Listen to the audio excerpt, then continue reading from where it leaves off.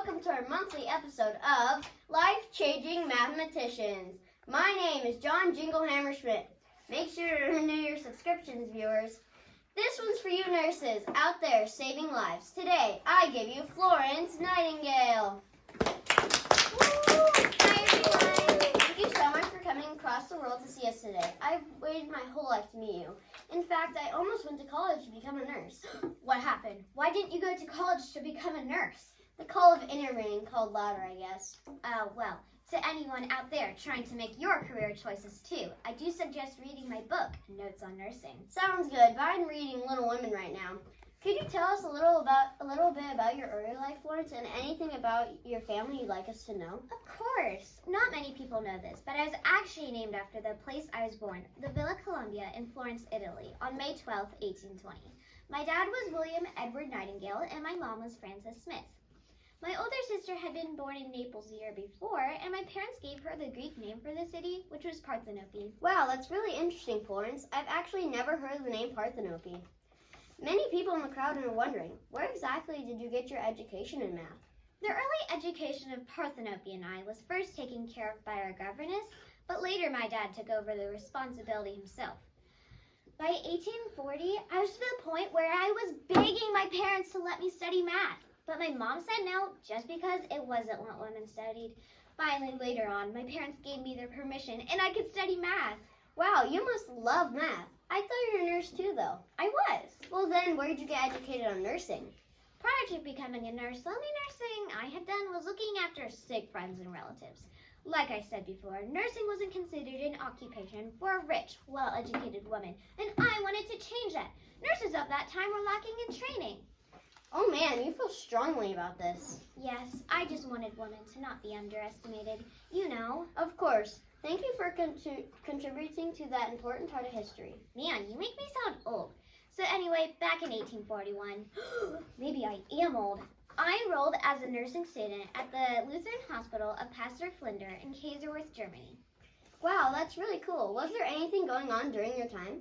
Yes, I was alive during the Crimean War. And I'm not saying the war was good, but it's when I became the most educated in nursing.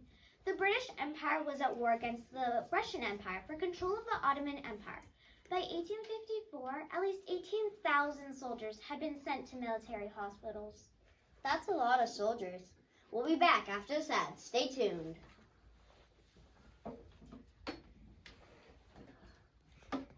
Have you ever wanted a horse but your parents said no because they're too expensive? Well, here's the solution. Presenting the all-new Stick Horse. Doesn't need water, doesn't need food, just lots of love. Today, we'll be giving out a free Stick Horse. Can we have the contestants, can we have Caden Hessman, Trayton and Taylor Miller, and Cole Melotti? Come up here, please.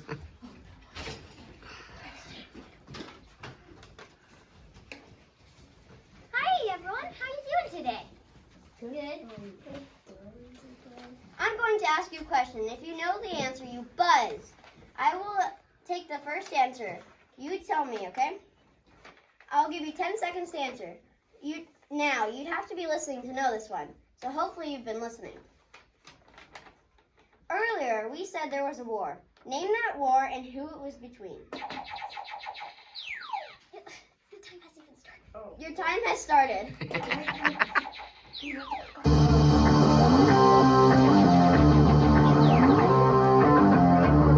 Russian Empire and the Korean War between the Russian Empire and the German Empire? I'm sorry, but that's incorrect. Anyone else have an answer?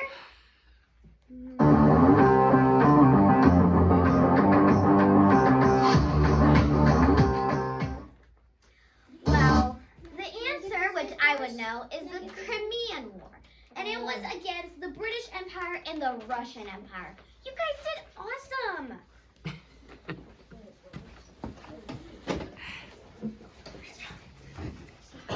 Good job to all contestants. You can take your seats now.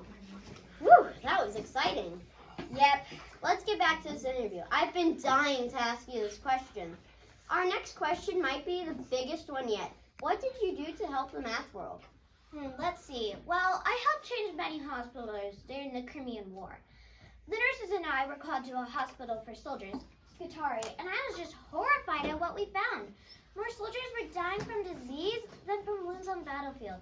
I insisted there be fresh air, healthy food, and water for all. I wanted to make sure the bandages and laundry were cleaned daily. That doesn't really answer my question, though. I know. I was just getting to that part. To get people to see what the big problem was, I collected lots of data, which is also known as statistics. Some common way people organize statistics is to put them into charts, graphs, and tables. One of them is a pie chart, which is also known as a circle graph. They organize data using percents. Another one is a bar graph. The bars compare the data. And the polar area graph, which I'm sure you all remember from elementary. What's a polar area graph? Oh, well, I don't like to brag, but I was the genius that made that graph. I didn't know you made your own graph. Yep. As you can see, my graph is kind of like a pie chart cut into 12 equal pieces. Each piece shows what happened in 1 month of the year.